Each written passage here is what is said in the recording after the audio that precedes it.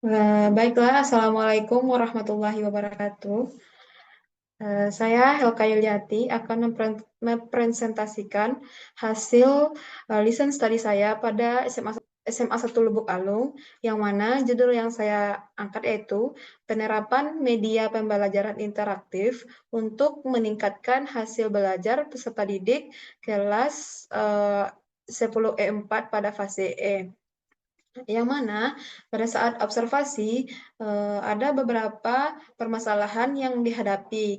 Ini dipengaruhi oleh beberapa faktor. Yang pertama, jam pembelajaran pada hari Jumat atau pada kelas 10E4 itu tidak efektif dikarenakan 10E4 ini memperoleh jam pada hari Jumat jam ke-5, 6, dan 7. Yang mana jam ke-5 ini jam 10.45 sampai jam 11.30, jam ke-6 itu jam 11.30 sampai jam 12.15, sedangkan jam ke-7 yaitu jam 13 sampai 13.15 sampai jam 13.55. Nah, pada saat melaksanakan sholat Jumat, peserta didik yang laki-laki, peserta didik perempuan tidak bisa melaksanakan sholat dikarenakan masjid dipakai untuk sholat Jumat.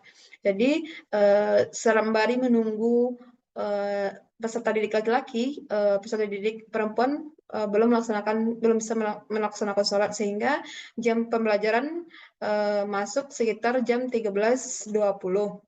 Kemudian pada saat observasi, kami temui beberapa permasalahan lainnya. Yang pertama yaitu pada saat penggunaan LKPD, pada penggunaan LKPD itu belum menarik dikarenakan di dalam LKPD itu terdapat hanya beberapa teks-teks saja. Kemudian pada saat proses pembelajaran, peserta didik ini cenderung menggunakan handphone. Pada saat diperintahkan untuk mencari sumber belajar, mereka cenderung menggunakan handphone untuk membuka sosial media, bukan untuk mencari sumber belajar. Kemudian, penggunaan media pun belum terintegrasi dengan perkembangan zaman abad 21 ini, yang mana pada abad 21 ini peserta didik dituntut untuk menggunakan teknologi sebagai sumber belajar.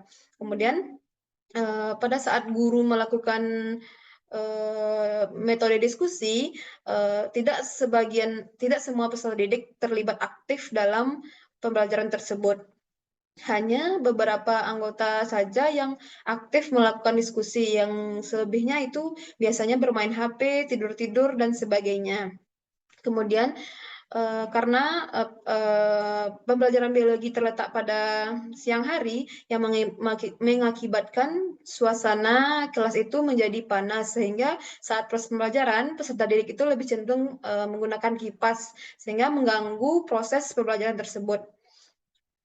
Nah, pada umumnya, peserta didik kelas 10 memiliki gaya belajar kinestetik sebanyak 50% dalam kelas tersebut, kemudian visual 33%, dan auditory sebanyak 17%, yang mana pada kelas tersebut didominasi oleh peserta didik yang memiliki gaya belajar kinestetik. Nah, data ini kami peroleh dari aplikasi akupintar.id.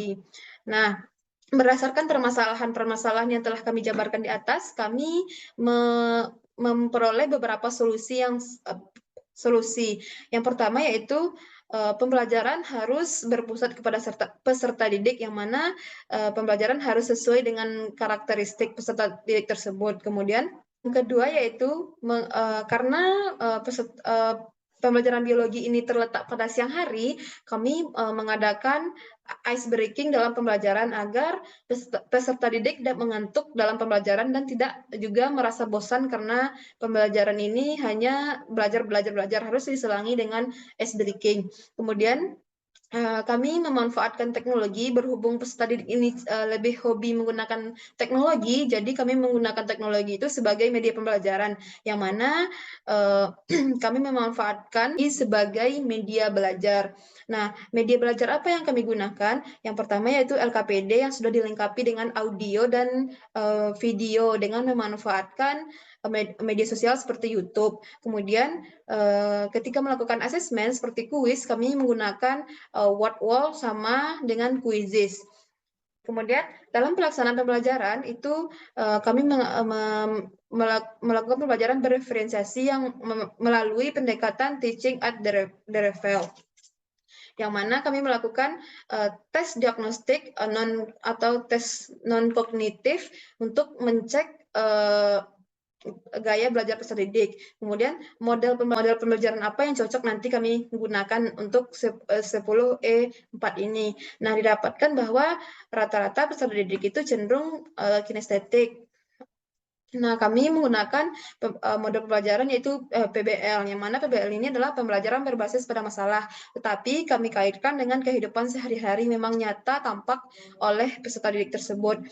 Pada siklus pertama dan siklus kedua, kami melakukan menggunakan model PBL dan pada siklus ketiga kami menggunakan model PBL yang dibarengi dengan to stay.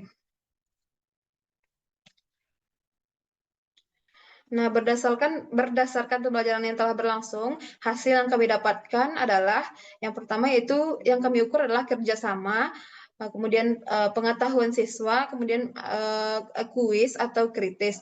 Nah, pada kerjasama ini, pada siklus pertama, peserta didik itu cenderung belum mau bekerja sama dengan kelompoknya. Nah, pada poin-poin yang kami ambil dari kerjasama ini adalah peserta didik itu mau melakukan diskusi dalam kelompoknya, apakah dia mau mengeluarkan idenya dalam kelompok atau mau menyumbangkan ide-ide kreatif dalam kelompok tersebut. Pada siklus pertama, peserta didik itu hanya 80% lah yang ikut dalam diskusi. Kemudian pada siklus kedua kami melakukan iming-iming seperti memberikan reward kepada peserta didik yang kerja sama kelompoknya bagus, nanti kami beri reward. Kemudian pada siklus kedua didapatkan bahwa peningkatan kerjasama peserta didik tersebut mengalami peningkatan yang signifikan, yang mana 88%. Nah, pada siklus ketiga juga mengalami peningkatan, tapi tidak terlalu signifikan, sebanyak 90%. Hal ini mungkin dipengaruhi pada siklus ketiga ini waktu yang tidak tepat, yang mana pada waktu itu, pada siklus ketiga ini, peserta didik itu akan mengadakan ujian pada hari Senin. Jadi peserta didik itu mengalami peningkatan dikarenakan tidak banyak peningkatannya, hanya 2% saja, dikarenakan peserta didik tersebut akan melakukan persiapan pelaksanaan ujian, yang mana tentu waktu yang digunakan pun terburu-buru dikarenakan peserta didik itu akan segera pulang, itu menurut mereka. Kemudian untuk kuis yang mana pada siklus pertama itu kami mengadakan kuis menggunakan word wall, yang mana peserta didik kami suruh untuk melakukan kuis menggunakan handphone atau gadget mereka masing-masing. Namun hambatan yang terjadi, tidak semua perangkat peserta didik ini didukung oleh jaringan internet yang memadai.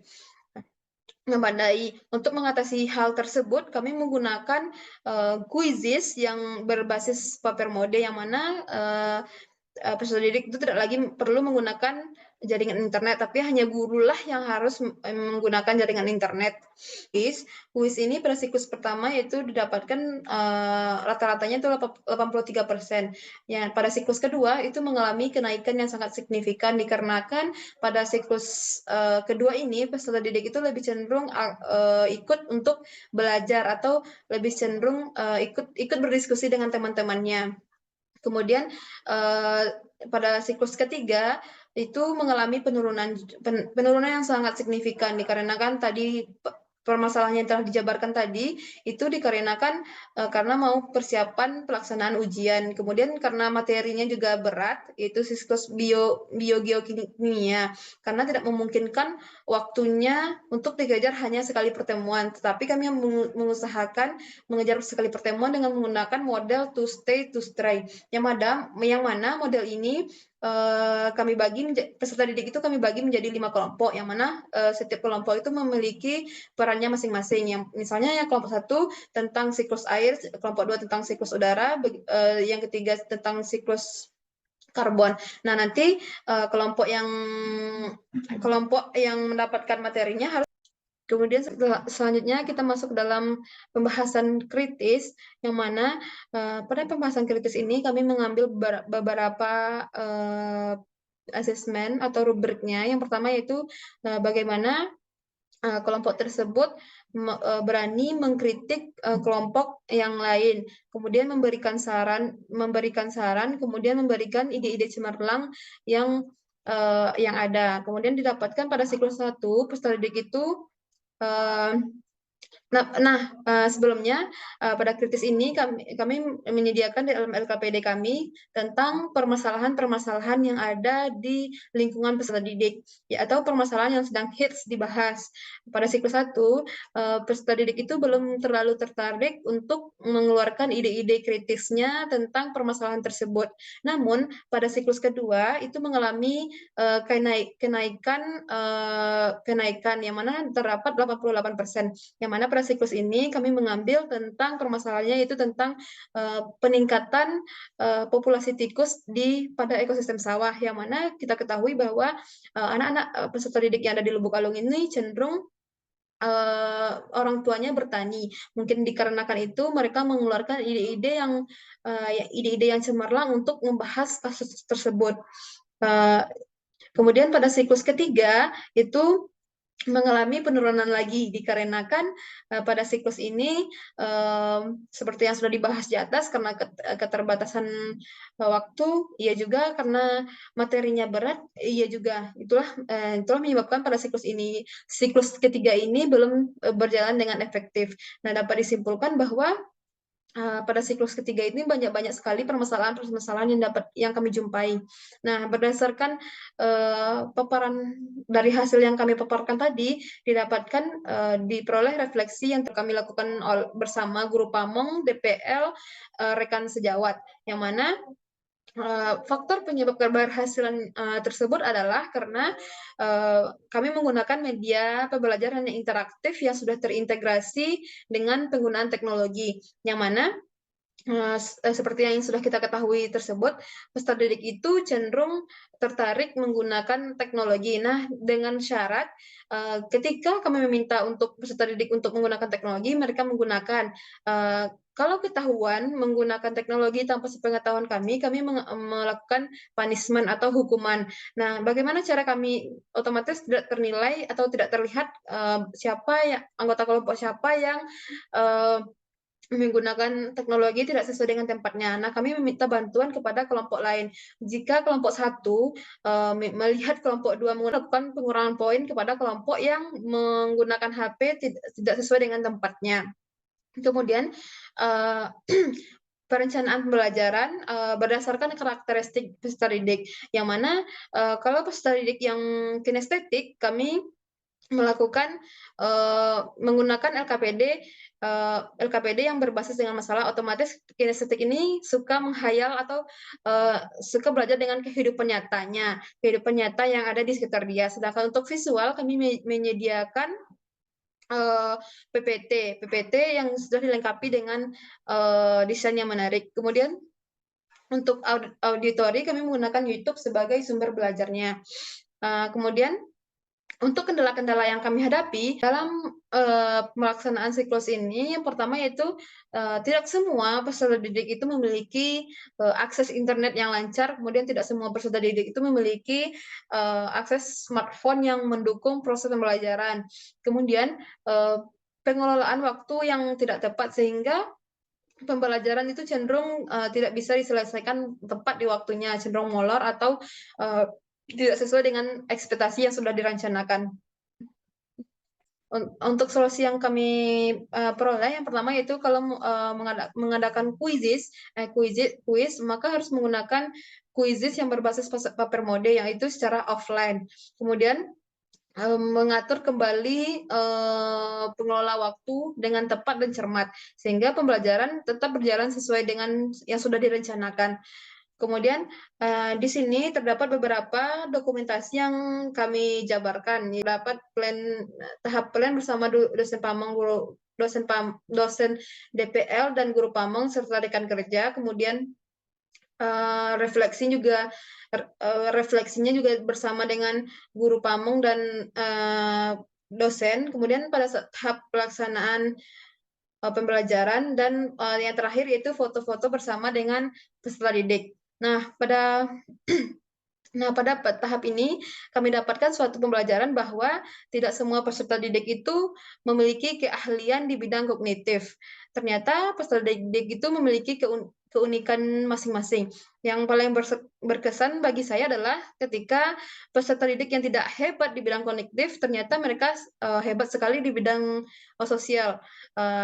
Mereka cenderung lebih sering mengucapkan rasa terima kasih, yang membuat kami sebagai guru merasa bangga karena sudah memilih untuk menjadi guru.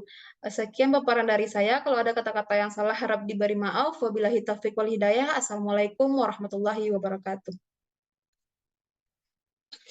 Ibu minta tepuk 1, Ibu minta tepuk 2, Ibu minta tepuk 3, Ibu minta tepuk 1, tepuk 1. Ibu minta loh, maaf. Ibu minta tepuk 3, Ibu minta tepuk 1, tepuk 2, tepuk 3.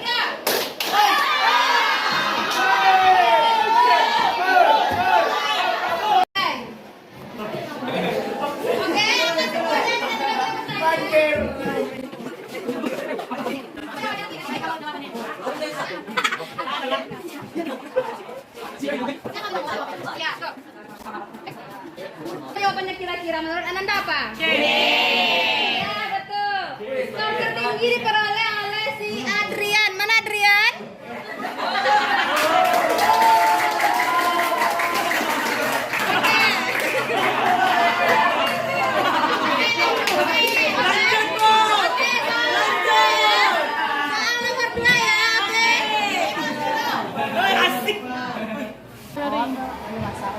Valeri satu lagi. Kita lihat ya.